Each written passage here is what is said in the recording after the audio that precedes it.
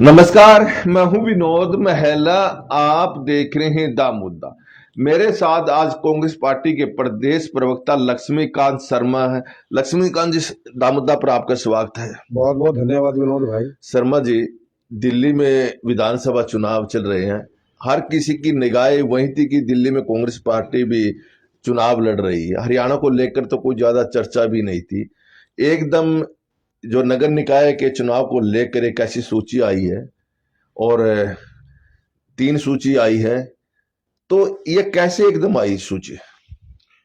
देखिए विनोद भाई, जहां तक सूची का मामला है, इसके मामले में तो बाबरिया जी ने सूची जारी की है, तो वही ज्यादा बेहतर बता सकते हैं। हमने भी सूची पढ़ी, हमें भी पता लगा है और देखा है कि नगर पालिका नगर निकाय के चुनाव को लेकर के कि कोई सूची उन्होंने दी है कि अभी सारा तय होना बाकी है कि किस तरीके से वो करेंगे। उसके बारे में तो कुछ कह नहीं सकते ज्यादा, लेकिन हाँ कि सूची जारी हुई है कि हरियाणा के अंदर जो नगर निगम चुनाव है, नगर परिषद चुनाव है, कि वो अब ये जो लोग जो कुछ कमेटियां बनाई गई हैं उनके हिसाब से देखेंगे और कोशिश किया जाएगा कि उनको एक दूसरे से तालमेल करके उसके हिसाब से चुनाव का एजेंडा तैयार किया जाए, चुनाव की रणनीति तैयार की जाए। जहां तक की बात करें, हरियाणा कांग्रेस में 2 गुट हैं, कुमारी सैलजा गुट और भूपेंद्र सिंह हुड्डा गुट। लेकिन जो जानकारी मिल रही है कि अब ये जो सूची आई है, दोनों गुटों में से किसी भी गुट के नेता से बातचीत नहीं की, बिना बातचीत के ये सूची जारी कर दी है। और अब तो लोग कहने लग गए हैं कि ये जो बावरिया जी हैं, उन्होंने एक तीसरा एक तरह का गुट ही खड़ा कर दिया। देखिए, जहां तक विनोद भाई गुट का मामला आता है, गुट तो अभी ये वही बात है कि मीडिया की एक देन है कि कांग्रेस में 2 गुट हैं, 4 गुट हैं, 6 गुट हैं। गुट जैसे कोई बात नहीं है। हाँ, इतना जरूर है कि कहीं ना कहीं कुछ किसी किसी चीज को लेकर के बातचीत आती है। पीछे विधानसभा चुनाव में भी आई है। वो इसीलिए आती है क्योंकि आदमी कार्यकर्ता के लिए, कांग्रेस के कार्यकर्ता के हक की लड़ाई लड़ता है, कोई आदमी अपने हक की लड़ाई लड़ता है, इसको लेकर के बातचीत चलती है। अब जहां तक आपने कहा कि हुड्डा साहब और बहन शैलजा जी का मामला है, बहन शैलजा जी जहां तक देखा है, सब पूरा हरियाणा जानता है, पूरा हिंदुस्तान जानता है कि वो कांग्रेस के कार्यकर्ता की लड़ाई लड़ती रही हैं, वो कांग्रेस के आमजन की लड़ाई लड़ती रही हैं। अब उसको गुट कह लें या जो मर्जी कह लें, लेकिन वो अपनी रणनीति पर कायम है कि उन्होंने कांग्रेस के भले के लिए काम करना है। कांग्रेस सत्ता में कैसे लिए उसके लिए काम करती है। कांग्रेस का कार्यकर्ता कैसे मजबूत हो, कांग्रेस के कार्यकर्ता का हक जो है ना छीना जाए, वो इस बात को देखती हैं। तो उसमें ये गुटबाजी का मामला आ जाता है। जहां तक बाबरिया जी का आपने नाम लिया है, तो बाबरिया जी का मेरे ख्याल से पता नहीं, वो मैं तो खुद मैं हैरान हूं कि मैं खुद समझ नहीं पाता इस बात को कि ये विधानसभा का चुनाव का जब मामला आया था तब भी यही मामला था कि कहा कुछ और गया था, हुआ कुछ और था। तो अब भी वही मामला है। समझ नहीं पा रहे, हम तो खुद नहीं समझ पा रहे थे इस मामले को कि आखिर ये मामला क्या है, कि बाबरिया जी ने सलाह करी या ना करी है।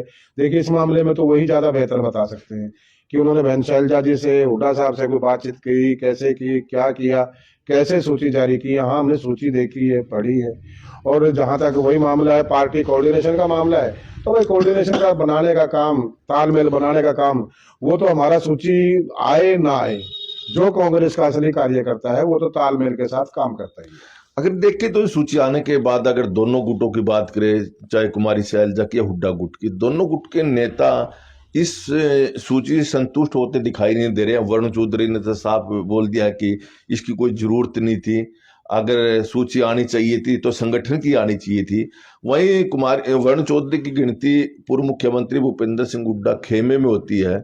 वहीं अगर हम बात करें कुमारी सैलजा खेमे की, पूर्व विधायक शमशेर सिंह गोगे भी कहीं ना कहीं ऐतराज जताते दिखाई दिए हैं और कहा कि इस सूची में तो ऐसे नाम भी आ गए जो कांग्रेस में भी नहीं है और पार्टी की भद भी पिटी है इस मामले में। ये बिल्कुल आपकी सही बात है। और ये एक नाम तो मैं बता देता हूँ, हमारे पास का ये सतबीर भाना का नाम आया है। दुख होता है देख करके जब कोई आदमी ये कह देता है कि यार मेरा नाम शामिल किया गया। उस आदमी ने विधानसभा का चुनाव लड़ाया था उम्मीदवार के तौर पे, पार्टी से निकाल दिया गया है, उसको शामिल किया गया है। तो अब उसमें एक प्रश्न चिन्ह ये खड़ा होता है कि आखिर जो लोग ये सूची जारी कर रहे हैं उनके मापदंड क्या रहे हैं, किस बिना पर ऐसे आदमी को शामिल किया गया जो कांग्रेस में ही नहीं है। और मेरे ख्याल से जहां तक चर्चा है, शायद एक दो चार नाम कुछ और भी हो सकते हैं, ये तो मैंने अपने पास का बताया। तो अब वही बात है ना कि कह नहीं सकते किस मामले में किस तरीके से किया गया। जहां तक आपने जिक्र किया, मेरा अपना व्यक्तिगत राय है, पार्टी के लिए काम कर रहे हैं और आगे भी करेंगे और करते रहेंगे। ये बिल्कुल सही बात, मैं मतलब इसको ये मानता हूं कि इस वक्त संगठन की जरूरत है, जिलाध्यक्षों की जरूरत है, ब्लॉक अध्यक्ष की जरूरत है, प्रदेश कांग्रेस कमेटी के कार्यकारिणी की जरूरत है, जिला कांग्रेस कमेटी कार्यकारिणी की जरूरत है, ब्लॉक कांग्रेस की कार्यकारिणी की जरूरत है। वो तो बना नहीं रहे हैं साहब, उसका तो कहीं मामला मतलब वो तो ध्यान में भी नहीं है, पता नहीं है पार्टी हारी क्यों है हरियाणा के अंदर, इस बात का कुछ अता पता आज तक 3 महीने चुनाव को हो चुके हैं, 3 महीने के अंदर किसी आदमी ने आगे बढ़कर के जिम्मेदारी नहीं ली। जो मुख्यमंत्री के चक्कर में घूम रहे थे कि सारी ठेकेदारी हमें दे दी जाए, हम विधानसभा चुनाव में जीत करके आएंगे और हम ही सारी टिकटें बांटेंगे, उनमें से कोई आदमी जिम्मेदारी लेने को आगे नहीं आया। जब अब जो घटना घट चुकी है, अब देखिए ना, एक बात इसमें दो चीजें हैं विनोद भाई, आप अगर अतीत खराब है उसको भूल करके आगे बढ़ा जाता है, ये बिल्कुल निश्चित तौर पे है, ठीक है, अच्छी बात है, लेकिन उससे सबक लेना भी जरूरी होता है। हमने अतीत से अभी तक सबक लिया नहीं है, अगर सबक लिया होता तो सबसे पहले तो 3 महीने जो गुजर चुके हैं इनमें एक आदमी की हार की जिम्मेदारी तय की जानी बहुत जरूरत थी, उसकी तय पहले तो बात यह है, अगर मैं किसी चीज की ठेकेदारी लेता हूं कि साहब ये चीज मुझे दे दी जाए तो मैं सारा कुछ ठीक करके आपको दे दूंगा, तो अगर वो अच्छे के लिए जिम्मेदार मैं हूं तो मेरे ख्याल से बुरे के लिए जिम्मेदार भी मुझे ही होना चाहिए था, तो मुझे खुद नैतिकता के आधार पर जिम्मेदारी लेनी चाहिए थी। अगर मैं नहीं लेता हूं तो पार्टी को देखना चाहिए कि किस आदमी ने कहां की ठेकेदारी ली थी और वो उस ठेकेदारी में खरा उतरा या नहीं उतरा, तो वहां पर जिम्मेदारी तय होनी चाहिए थी। और बिल्कुल सही है कि पार्टी का संगठन सबसे ऊपर है, ये नगर पालिका चुनाव के लिए कमेटियां बनाना, इस तरीके से बनाना, ये तो मेरे ख्याल से एक जिसको ये कह सकते हैं कि मामला एक अलग किस्म का है। हकीकत यह है कि पार्टी का संगठन पिछले 11-12 साल से नहीं, क्यों नहीं है, किस वजह से नहीं है, वो बातें तो मेरे ख्याल से बहुत पुरानी हो चुकी हैं और जितनी बार जिक्र करेंगे लोग भी उनको देख करके बोर हो जाते हैं कि यार ये यही किस्सा है। लेकिन हकीकत यह है कि वो सूचियां, पार्टी का संगठन बढ़ना चाहिए, वो पार्टी के हक में है, पार्टी के हित में है, बहुत जरूरी है। आपने जिम्मेवारी की बात की, लेकिन ये कांग्रेस तो अक्सर परंपरा की बात करती है, परंपराओं की दुहाई देती है, और 2014 में लोकसभा का चुनाव हुआ था, 19 में हुआ था, उस टाइम भी एक कमेटी बनाई थी कि हारे क्यों है, एक एंटनी 2014 में बनाई थी, लेकिन कमेटी ने जो रिपोर्ट दी थी उस पर कभी चर्चा भी नहीं हुई और ना उस समय किसी ने जिम्मेवारी ली, 19 की जिम्मेवारी नहीं ली और अब 24 की भी किसी ने जिम्मेवारी नहीं ली। मैंने वही तो कहा विनोद भाई, अब जिम्मेदारी ना ले, देखिए जिम्मेदारी तो एक बात है, पूरा हरियाणा देख रहा है और नहीं, आप हरियाणा की तो बात करें, आप हाँ हिंदुस्तान की बात की। अब देख साहब वही बात है ना कि हिंदुस्तान का मामला जब यहाँ से आता है तो मैं तो हरियाणा से आता हूँ ना, ये मेरा राष्ट्रीय स्तर का कदर नहीं है तो मैं हरियाणा स्तर पर आता हूँ। हरियाणा के मामला राहुल गांधी का जाता है तो आप भी बचने का प्रयास करेंगे ना? बचने की मैं बताता हूँ आपको कि मैं अभी ताजा हरियाणा का, क्योंकि हमारे जख्म तो हरियाणा के लगे हुए हैं, अभी ताजे लगे हुए हैं, भरे नहीं है अभी भी, कि जो आदमी सारी चीज की ठेकेदारी ले उसकी जिम्मेदारी बनती है। लोग इस बात को महसूस करते हैं, कोई महसूस करे ना करे, वो खुद महसूस करे ना करे, लेकिन लोग महसूस करते हैं कि यार फलाने आदमी ने ठेकेदारी ली थी, अब ये रिजल्ट तो रिवर्स हो गया, तो उसको इस चीज की जिम्मेदारी भी लेनी चाहिए। लेकिन उससे बढ़कर, जैसे आपने एक जिक्र किया, मैं बिल्कुल कैमरे के सामने कहना चाहूंगा कि जिस तरीके से आपने पिछली चीजों का जिक्र किया कि कमेटियां बनी, उनके जो भी वो चीजें सामने आई, रिपोर्ट्स आई, उस पर गौर किया, मुझे कहीं अब ये लगता है कि 2014 में हम बहुत बुरी तरह से हारे थे, हम मेरे ख्याल से 44-42 सीट के ऊपर आए थे, 19 में हम बहुत बुरी तरह से हारे थे, 24 में ठीक है कुछ प्रदर्शन सुधरा है, लेकिन हारे तो हैं, और हार तो हार होती है, ये कहने से कोई फर्क नहीं पड़ता कि हमने 10 फालतू ले लिए, 20 फालतू ले लिए। सवाल उस गोल का है कि हमने 272 लिए या नहीं लिए। हम 272 वहां नहीं पहुंचे, हम 46 सीटों पर हरियाणा में नहीं पहुंचे, 44 आए, क्या फर्क पड़ता है, आने 46 चाहिए ना साहब।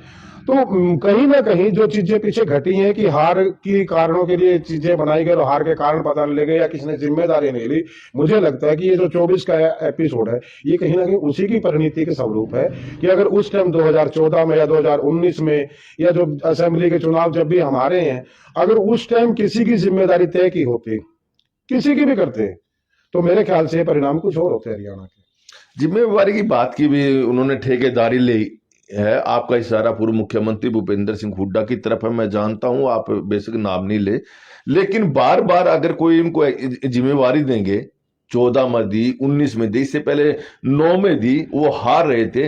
कहीं ना कहीं जिम्मेवारी देने वाले का भी तो कुछ दोष बनता है, उसकी उनकी कमजोरी सामने आ रही है ना। देखिए विनोद भाई, मैं बिल्कुल आप जो जिस बात को कहना चाह रहे हो उसमें क्या होता है कि बड़े परिवारों के अंदर कई चीजें समावेश करके चलनी पड़ती हैं, कई चीजें देखनी पड़ती हैं। ये तो हम पहले भी कह चुके हैं, जब चुनाव चल रहा था तब भी हमने कही थी कि पार्टी आला कमाने को देखना चाहिए। आज ने राहुल गांधी जी ने एक बात कही थी कि 2 बार हारे हुए व्यक्ति को टिकट नहीं दिया जाएगा।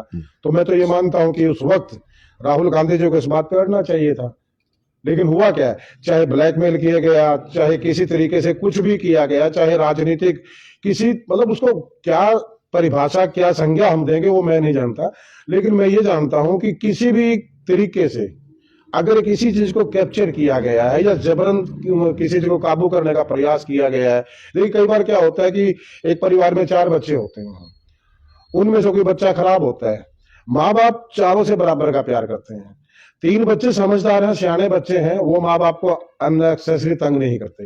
लेकिन एक बच्चा शरारती है या बच्चा खराब है परिवार का, वो बार बार कहता है कि मैं तो अगर मुझे ये चीज नहीं मिली मैं सुसाइड कर लूंगा, मैं घर से भाग जाऊंगा।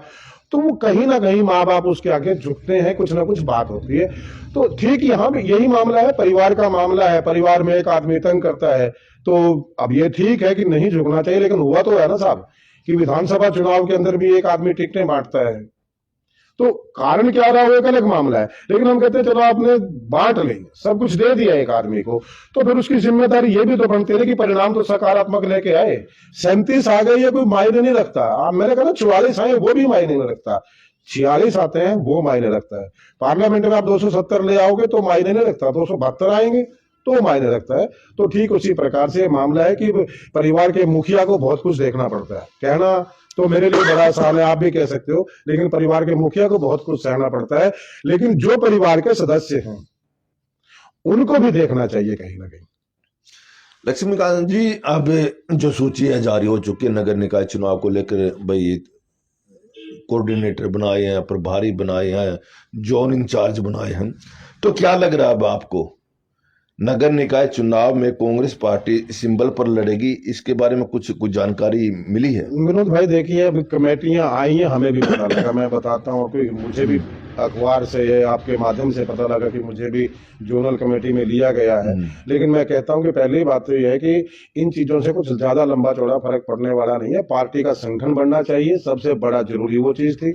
और जहां तक इन चीजों का मतलब, मैं तो खुद से बताता हूँ, मैं किसी कमेटी में रहा ना रहा, किसी पद में रहा ना रहा, मेरा सिर्फ एक ध्येय रहता है, कांग्रेस को मजबूत करना, कांग्रेस की इस प्रकार से सत्ता में लौटे उसके लिए काम करना। वो चाहे निकाय का चुनाव हो, चाहे पंचायत का चुनाव हो, चाहे जिला परिषद हो, चाहे वो विधानसभा या पार्लियामेंट का चुनाव हो, मैं उसके लिए काम करता हूं। मुझे किसी कमेटी में होना ना होना ज्यादा मायने रखता नहीं है। यही चीज मैं देख, जो मूल कांग्रेस है, जो असली कांग्रेस है, उसको कमेटी से फर्क नहीं पड़ेगा। उसने कांग्रेस के लिए काम करना, उसने देश के लिए काम करना, उसने राष्ट्र के लिए काम करना है।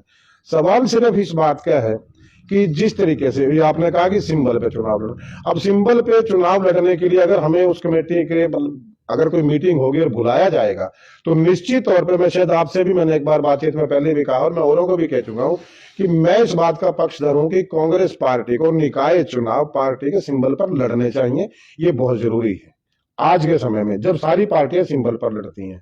देखिए सारी पार्टी ना लड़ती, कोई और पार्टी एक लड़ लेती है, कोई रीजनल पार्टी लड़ती है, एक अलग मामला था। लेकिन जब दूसरा सामने वाला मोर्चा खोले खड़ा, तो फिर मुझे मोर्चा खोलने में क्या दिक्कत कहा है? मैं क्यों भाईचारे के सिर्फ कांग्रेस ही भाईचारा के करेगी क्या? भाई जब चुनाव भाईचारे में सिंबल पे भी लड़ सकते हैं, कांग्रेस हम कहते हैं ना कि भाईचारा, बाकी में मैं एक बात मानता हूँ कि भाईचारे का चुनाव होता है, छोटा चुनाव होता है, लेकिन उसके बाद दूसरा भी तो देखना पड़ेगा ना आपको कि सामने वाला क्या कर रहा है।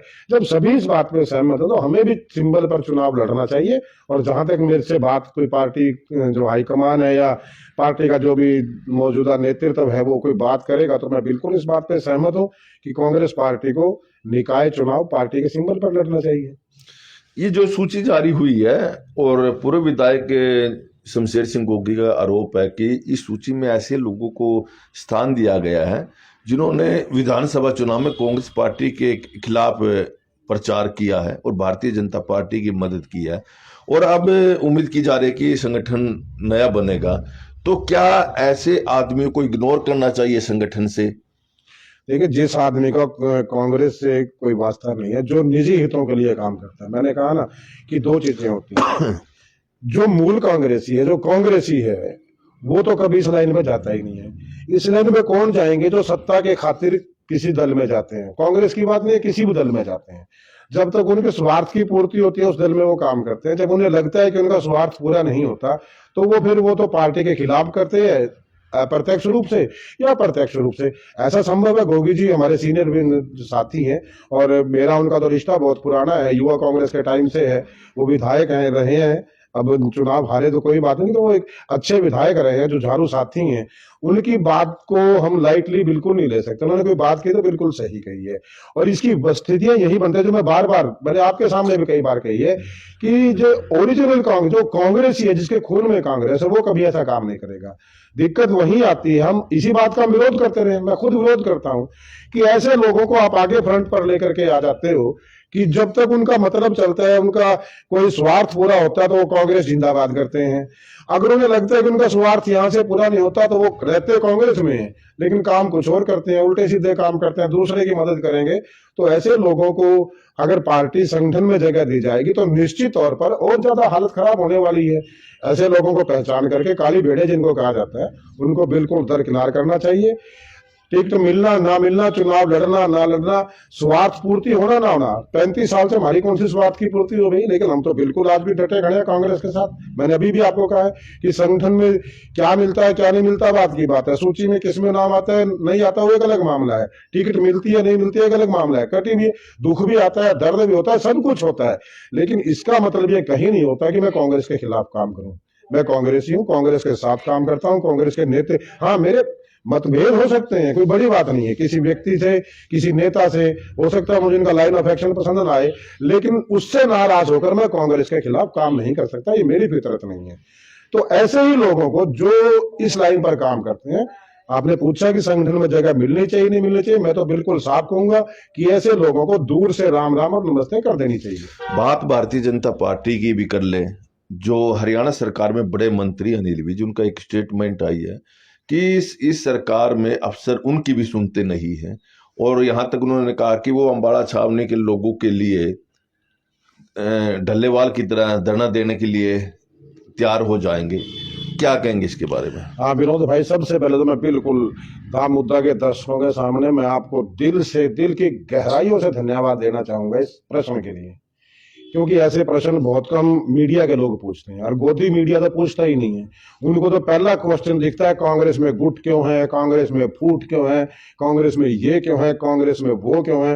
वो कभी नहीं पूछता कि भाजपा में क्यों है। आपने पूछा है तो मैं बिल्कुल सही मानिए, दिल से आपका सत्कार करता हूँ। ये प्रश्न बहुत है, इस प्रश्न से हिंदुस्तान के लोगों को ये पता लग जाएगा कि भारतीय जनता पार्टी के हालात क्या हैं। जो पार्टी अपने ही कैबिनेट मंत्री को मान सम्मान नहीं दे सकती, जो पार्टी अपने ही सीनियर साथी को साथ लेकर के नहीं चल सकती, जो अब अनिल विज अकेले नहीं है ऐसे आदमी, तो एक अकेला बोला है आज, बहुत हैं। और वर्कर उनके साथ कितने होंगे वो आप उसका अंदाजा लगाइए। पूरे हल्के की तो बात उन्होंने करी थी एक किस्म के कि अम्बाला छावनी से विधायक है, वो उनकी तो सुनी जाती नहीं। तो अम्बाला छावनी का जो एक भारतीय जनता पार्टी का कार्यकर्ता है, मतलब वो तो मायूस है। तो जब एक क्षेत्र की बात आती है, एक हल्के की बात आती है, तो जाहिर तौर पर हरियाणा में क्या हाल होगा, हिंदुस्तान में क्या हाल होगा, ये सहज अंदाजा लगा लीजिए। तो भारतीय जनता पार्टी की फूट का ये बड़ा चश्मदीद उदाहरण अपने आप में आ गया है कि वीर साहब का बयान है। जिस सरकार में उसका मंत्री ही डल्लेवाल जी की तरह धरने पर बैठ जाए, अपनी ही सरकार के खिलाफ धरने पर बैठे जो मंत्री, तो अंदाजा लगा लीजिए। मुझे लगता है कल को शाही साहब पहुंच के या कोई ना कोई अमित शाह जिनको टेलीफोन खटकाएंगे या भड़का भी देंगे और वो चुपचाप बैठ भी जाएंगे। इनका अतीत भी है बीज साहब का, ये बैठ भी जाते हैं। इतने मर्द नहीं है जो बनते हैं कि हाँ जी हम तो झंडा बुलंद कर दिया, अरे मर्दानगी देकर रिजाइन आ जाए मैदान में, क्या दिक्कत है, लेकिन नहीं देंगे। लेकिन कुल मिला के एक बात तो उन्होंने साबित कर दी कि भारतीय जनता पार्टी में ना कार्यकर्ता की कदर है, और जिस पार्टी में नेता की कदर नहीं, अपने कार्यकर्ता की कदर नहीं, वो हिंदुस्तान की जनता की क्या कदर करेंगे।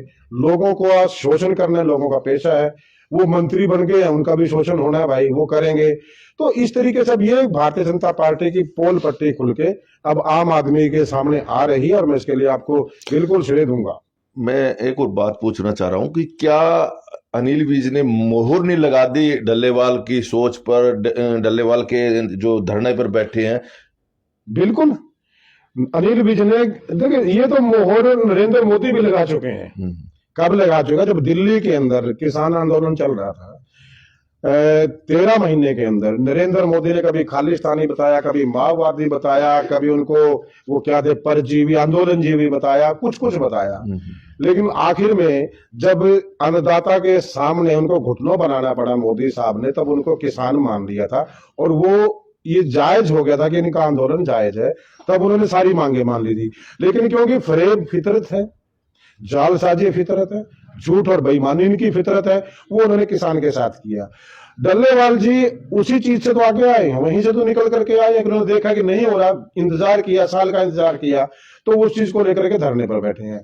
आज अनिल विज ने बिल्कुल पक्के तौर पर यह कह दिया है कि हाँ, हमारी पार्टी ने किसान के साथ धोखा किया, किसान के साथ गद्दारी की है, किसान के साथ बेईमानी की है, किसान के साथ नाइंसाफी की है। ये तो हरियाणा सरकार के कैबिनेट मंत्री ने, वो केवल कैबिनेट मंत्री नहीं है, वो 6 या 7 बार विधायक बन चुके हैं। भारतीय जनता पार्टी के हरियाणा में 2 ही सीनियर लीडर है डॉक्टर मंगल सैन के बाद, प्रोफेसर रामविलास शर्मा, जिनको इन्होंने जमीन पे ला दिया, जमीन दिखा दी, जिस आदमी ने भारतीय जनता पार्टी का वजूद हरियाणा के गांव-गांव तक पहुंचाया था। अरे तो वाजपेयी के नहीं हुए, ये अडवाणी के नहीं हुए, ये रामविलास के नहीं हुए, ये अनिल विज के नहीं हुए, तो ये लोग हिंदुस्तान के हो जाएंगे क्या? नहीं, आपकी नजरों में अनिल विज सही बोल रहे हैं या बिल्कुल विनोद भाई, बिल्कुल, ये तो मेरे कहने की बात नहीं है, तो बिल्कुल सही है। डल्लेवाल जी बैठे हुए हैं। अरे एक बात सुनिए, आपके दरवाजे पर आकर कोई अनजान आदमी, ये तो हमारी संस्कृति कहती है ना, हिंदू संस्कृति के ठेकेदार बनती है भारतीय जनता पार्टी, लेकिन लाज इनको नहीं है। हिंदू संस्कृति में तो ये कहा कि घर में कोई अनजान आदमी भी आ जाता है, हम उसको मेहमान मान करके पूजते हैं। आपसे कोई मदद मांगने के लिए आ जाता है, हम जितना हमसे बन पड़ता है, हमारे दरवाजे पर अगर कोई हमारे पास नहीं आने, तो वो देश है जहां पर अपने जो मतलब कोई व्यक्ति खाना खा रहा था और खाना खाते खाते उसके पास खुद 2 रोटी थी, लेकिन जैसे ही कोई मांगने वाला ये कि भूखा आदमी का दरवाजे पे आया, उसने उठा करके 1 रोटी उसको दे दी। ये तो वो देश की संस्कृति है यहाँ। तो डल्लेवाल जी क्या मांग रहे हैं? अपना हक ही तो मांग रहे हैं, अपना हिस्सा मांग रहे हैं।